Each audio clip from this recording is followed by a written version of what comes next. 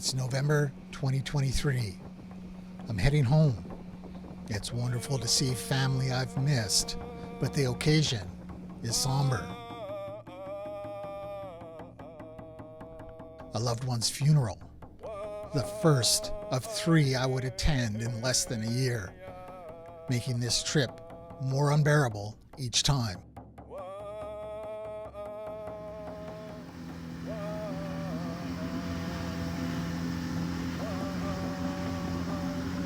Fast forward to the summer of 2025. I have a completely different frame of mind, open to possibilities, feeling strong enough to deal with the grief head on. A week vacation turned into a 6-week stay. It was a life-changing experience.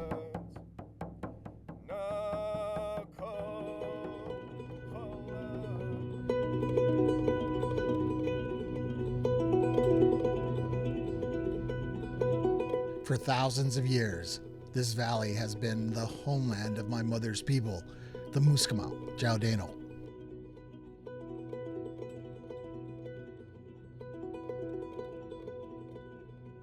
Our highway is the Kingcome River that flows through it.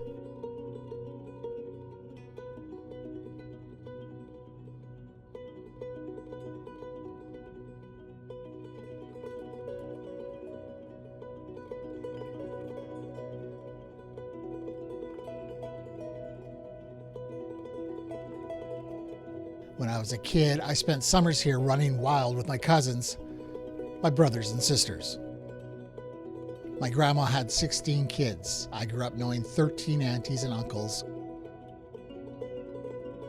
All of them had a hand in raising me.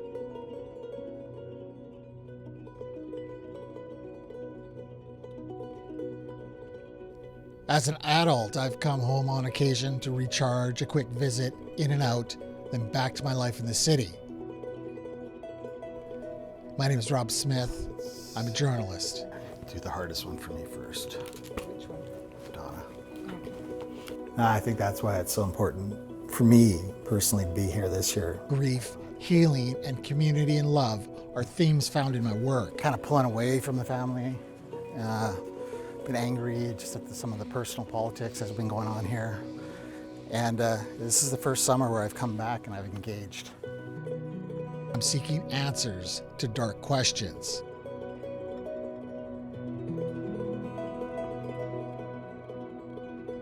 We're a large family, 216 direct descendants from my grandparents, Emily and Charles Willie.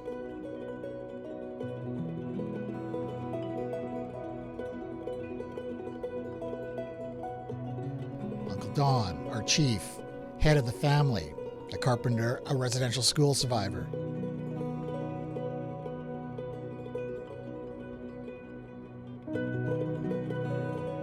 Mom suffered residential school and sent south to a boarding home after the death of her parents.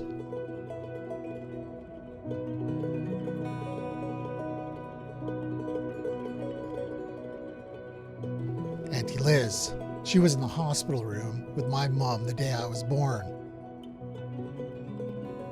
Her connection to culture and her language severed at residential school.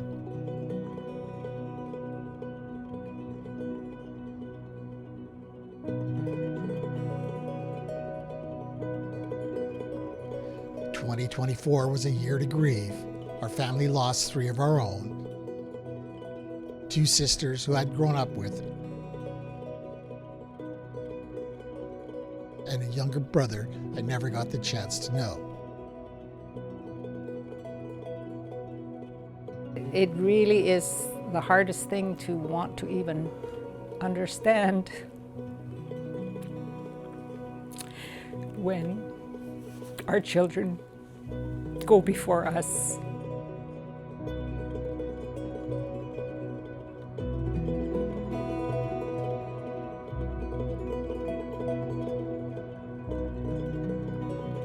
I was born here. I was one of the very few people born in Kingcome. I've recognized its beauty, but I've also recognized the difficulties that we as a people have had. and have not always carried out who we are as a people based on the traumas that we face. And that's still happening today. Kingcome is a tiny, remote village on British Columbia's central coast.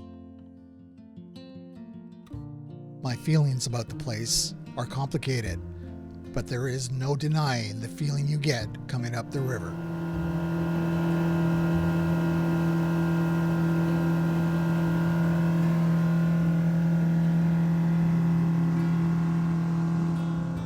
My visit here this year seems to, I don't know, woken me up or something. I've come here in the past couple of years and to veg out, to de-stress from my job, Yeah. sit on the deck all day. But I seem to be going through some real stuff here, and both mentally and physically. I mean, I've been dealing with some physical issues that seem to have just gone away. It's almost a cliche to talk about, the power of the valley. Yeah, but that's what it seems like. There's a truth to it. Yep. There's so much of that on a regular basis that people feel they've got something from here. Most people talk about it, even just when they first start coming up the river, that they can feel the power of our valley. It is a place to heal.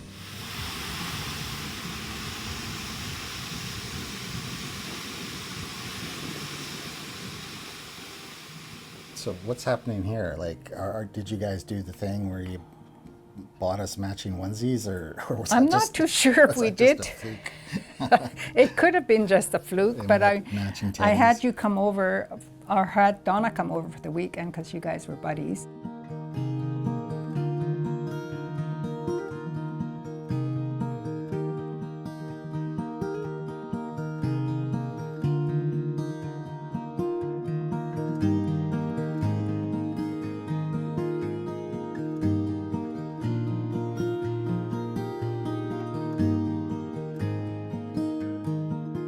My younger brother Dennis had overdosed in the city. It was the hardest thing because he had gone through such hard times and we didn't reach out soon enough, I think, as a family. He worked at coming back and healing, and he spent a whole year in treatment. In April, we all meet again for my sister Donna. She passed away from diabetes complications. Donna was my goddaughter, and she always used endearments. Like she'd call us dear and darling and Hun. She called it hun, Hun. yeah. She was always kind, really kind. Then in September, another blow. My sister Nora passed in a hospital after battling complications after a stroke. Yeah, Nora was a precious one for sure. There she is right there. But the time we bonded the most was when I went and lived with Auntie. So when I stayed there, we were able to bond over her love of the Canucks. Yeah. Her favorite player, I think, was Yeah. Pavel Bure. Yeah.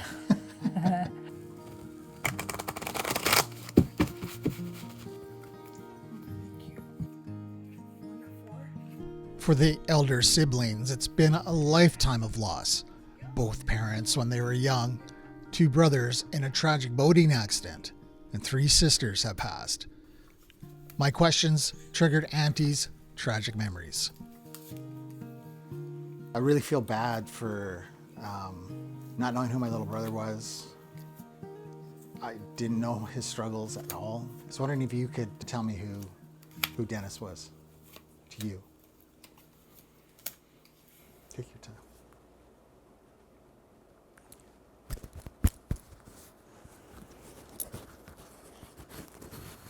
Her thoughts went to her husband and child she lost decades ago. Both deaths remain unsolved mysteries.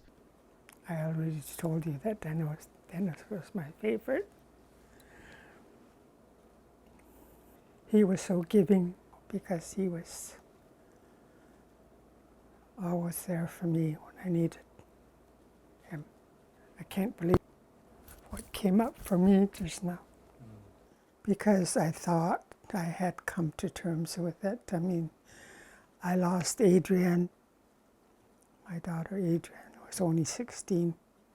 It was 37 years ago for Adrienne and 32 years ago for Jimmy. And sometimes I still feel it. Good gumdrops. Oh, you're out. 80, 90. Somebody made a joke. Yeah. When this generation, I called the Rugrat generation, because I, came back and there's this whole cadre of other little kids just all running around. But I remember thinking, at the time, naively thinking, oh, we've made it, as a people. They were learning their culture, they had dances, they had their language. It was a naive thought, I think, because obviously they're going to grow up and have their own traumas to deal with. The whole concept I've learned since then, generational trauma. So what we haven't done well is to find those processes again. But we do need to go back into our culture and look for what that could be, is to ensure that each child is taken care of. Well, it's part of pride too, like, thinking, look at all these kids and they look so happy they're running around. Just that feeling of we had won the battle. I think we've won some of it, but it's not all there yet. There's still a lot of work to do. We still got a lot of work. For a different perspective, I went for a walk with my sister Lindsay. I feel like it's our generation's job or role to let that trauma go and bring in that healing and love that is deeply cultural and focus on that. Came back home. Loss of community, the death of their parents, siblings, and now children. And yet there is strength that keeps this family together. Well, they've lived quite a trying life. Unbelievable life they've lived. Like that, the fact that they're still here is amazing. Yeah.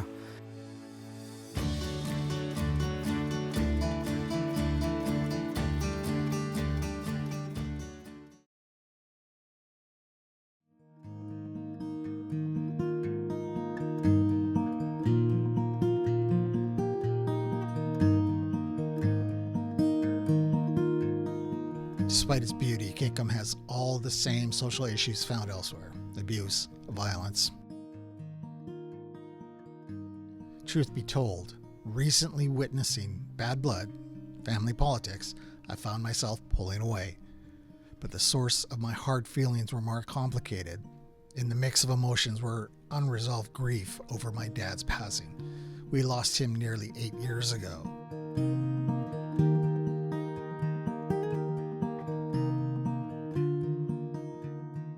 I've always felt connected to Kingcome. My dad lived here. Lindsay lost her dad, my Uncle Frank, many years ago. I remember at the time I said I'd never come back here just because it was too painful. Eventually, she moved home and found peace. Our past loved ones aren't sitting there like, why aren't they sadder? Like, no, they're like, no, we want you to live your life. You're there for a reason. Pretty much all of our children's first dance is a bumblebee. Because we try to encourage the involvement of everybody. It talks about the importance of birth, life, and the importance of what our children are to us. When the uncles passed, the responsibility to carry on the potlatch fell to Uncle Don. This symbol of our survival, our revival, has at the same time been a source of controversy within the family. I attended Uncle's last potlatch. He's preparing his son to take over. Was it about him inheriting your position? Eventually. It might not go that way, only because people have different ideas of where things go when we pass on. The potlatch. It's how we express who our family is. Each song, each dance is a part of our story. My earliest childhood memory of Kingcome is in this old big house. Yeah, I remember it seeming so big when I was little. Yeah. Yeah. And this is old. This is more than 100 years old now. Yeah. Yeah, I remember being up in that corner and it was just lit by the fire. Well, when I was a child, I used to be really scared of the masks. Oh, yeah. Just scared. I was just hiding behind our parents. And it scared the heck out of the settlers. Part of the reason why 100 years ago it was criminalized. Across our nation, the ceremony was dismantled. A few people even went to jail for daring to dance. This is not a new dance, but a dance that was brought back to us. We had all new dancers. And was that the first time This is the first time it was danced. here in Kingcome? Yeah. Well, since it got taken away. These two aren't going to sit down anymore, you know. Also seeing them all learning the Undersea Kingdom Yeah. dance and I just how know. dedicated they were to going to practice and how proud they were when they came out, you know? I love seeing that. Yes, and I feel like that doesn't happen enough. Like we need to bring them in more and more and more so that they feel like they belong and that they feel like they're a part of and that they're celebrated. I was told a story once that during a smallpox epidemic, a chief of ours took his entire clan into the mountains to escape the disease. They never returned. Think of the generations, the knowledge lost. Despite the beauty, we live in a dystopia both physically and mentally. Within our larger nation, we used to have 16 communities, now there's barely 4. Our fish are disappearing. This delicacy, ulican grease, is becoming a rare treat. So, come on. Everybody deserves a break. What I witnessed was people doing their best. Young men in public took responsibility for past harms, old foes found common ground, and there was fun. Lots and lots of fun. Why are you taking pictures? It's not always taking pictures. Brother and sister gone another. My name is Sue. How do you do? Now you gonna die.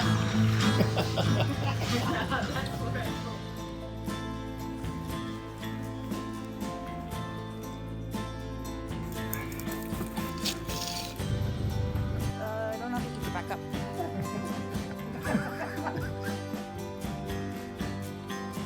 And this is what they were playing. Hey!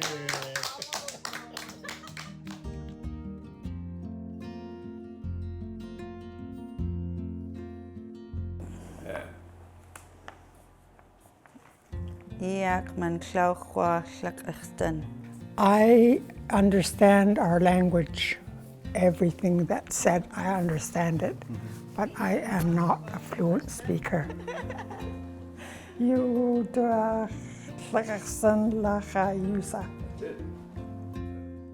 I'm 80 years old, and I think that's why I'm still here, because I want to learn our language fluently. That's what I want. Beautiful. Yeah.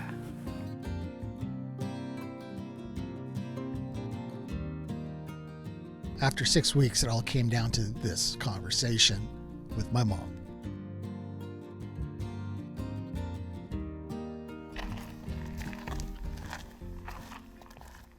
Talking with you all summer, it's been, you got to find a process, I don't know what that process is. I don't. Well, I think part of it, the process is you just talking about it, even right now.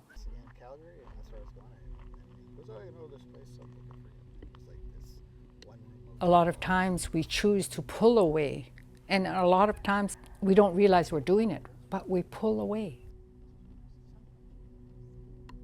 We all have to relearn our traditional death and dying rites because they were very helpful in the old days. Because with our people, death and dying was part of life. They did ceremony accordingly, so that within 1 year you did a memorial. You don't keep bringing them back. And there's a prayer that it addresses that when I urge your people who have passed on to go forward, to move forward. Do not look back.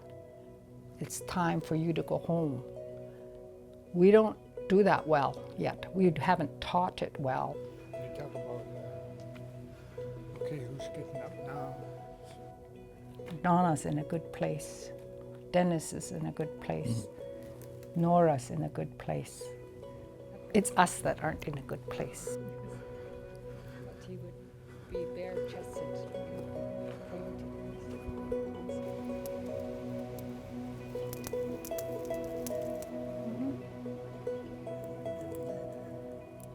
The love here is real, powerful.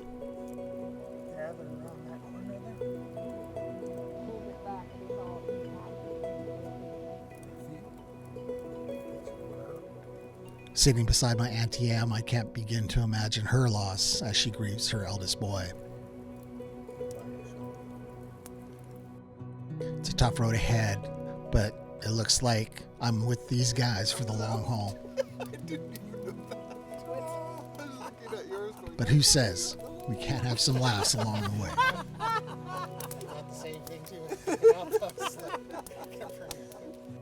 Jeez, look at that haircut. Why didn't you guys ever tell me to get a haircut? Look at that thing. That is a massive mullet. Yeah. And look at the big glasses, like big DIA glasses I got there. I'm 41, and I have maybe 20, maybe 30 years left of my whole life. Wait, is that right? No. No, that's too young. Okay. That's not math. I don't do math. Okay, wait. I promised you there would be no math, but there you go. That's why. Okay, wait.